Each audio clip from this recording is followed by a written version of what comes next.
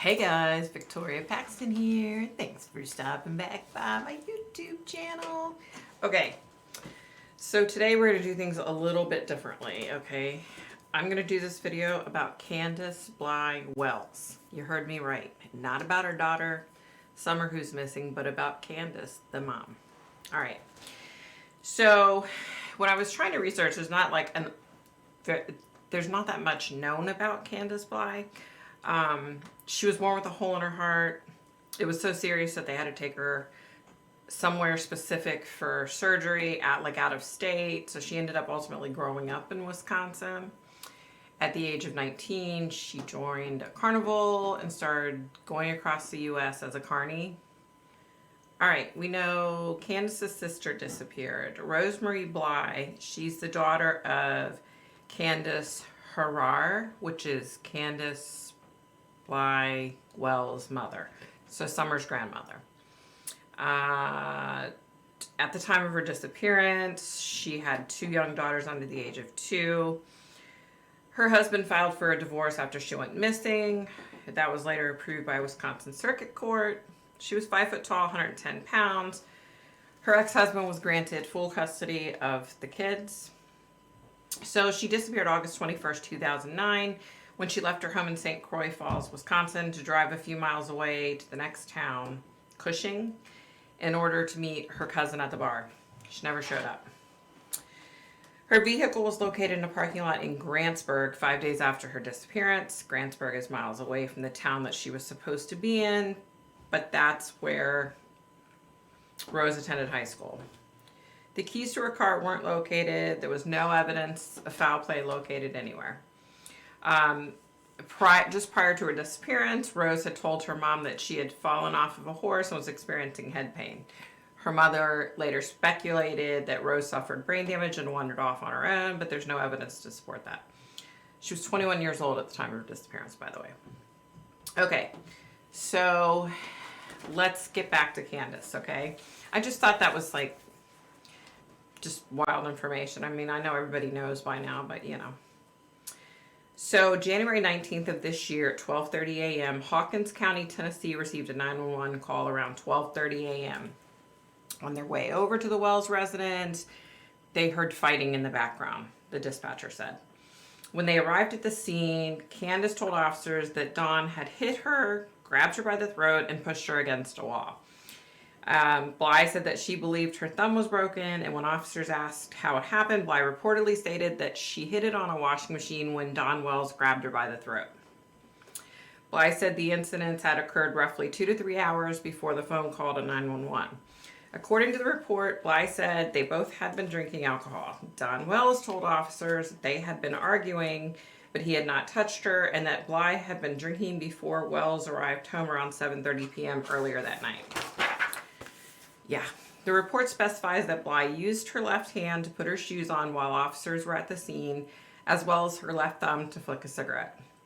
Officers said they did not see any marks on Bly's neck and did not see any bruising or swelling on her thumb. EMS on scene examined Bly and said the thumb appeared to be stubbed, according to the report.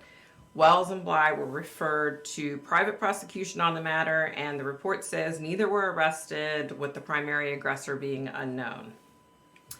Okay, so this is kind of why I wanted to, first of all, when it comes to Rose, I believe she's gone. I can tell that she's crossed over, which we can get more into that at some other point. But I wanted to talk a little bit about, if you've suffered a long-term relationship and you've suffered abuse in that relationship, then it's pretty easy to spot someone else that's going through abuse, right? And let me just stop right here and say, when it comes to domestic violence and abuse, I'm totally against it. I don't care if it's a woman hitting a man or a man hitting a woman. I don't care. And I'm not saying, first of all, this is my opinion, okay? But I'm not saying that Don Wells is the only aggressor in the situation. It sounds to me like they're both bad for each other, okay? So okay. I'm doing this video in the hopes that Candace happens to see this. Your daughter's missing. They've taken all your other kids. Now's your chance to pack your shit and get out of Dodge. You need to get away from Don Wells. Clearly there's drinking and drug, alcohol and drug issues in your relationship on both sides. I've seen some pretty strange videos that Don has posted on his family YouTube page to where they're both just out of it. It's just kind of sickening to me. Now, look, I'm not trying to give either one of them a pass. I believe that they're involved in the disappearance of their daughter. I think they know more than what they're saying. A hell of a lot more than what they're saying. I think they know more specifics, okay? My opinion, you guys, it's my opinion. Don't sue me. I don't have any money anyway. But I just, I'm not, I feel like there's issues on both sides. I think there's probably drinking and drugs with Don and with Candace. And that doesn't ever end up well. Whether there's one person in the relationship or two people, right? It doesn't end up well. So get your stuff and get out now while you can. Now's the perfect time to get out. And then you can go and work on your getting clean and sober, and you can work on trying to get your sons back, and you can work on telling the police where your daughter is and what happened to her. Like I said, my opinion, you guys. But Candace, you need to seriously get some help. I mean, come on. You need some help. Your daughter disappeared. Now your sons have been taken away. And this isn't the first time. Apparently you've had other kids taken away from you. I mean, go get some help. Because clearly what you're doing hasn't worked up till this point. Go get some help.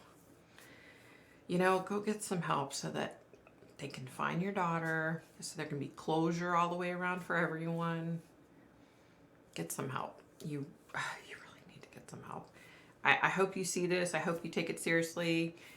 It's pretty easy to email me. If you have anything you want to say, you can email me. I'd be glad to talk to you, but you need to go get some help while you can. While you still have the power to go get help. You need to get help now. Like, seriously. Okay, guys. Be nice. Be kind. Stay safe. Stay healthy. This Omicron. The quicker it goes, the happier I will be. I'm tired of dealing with all this shit. All right, guys. I hope you guys are doing good, and that about does it for me.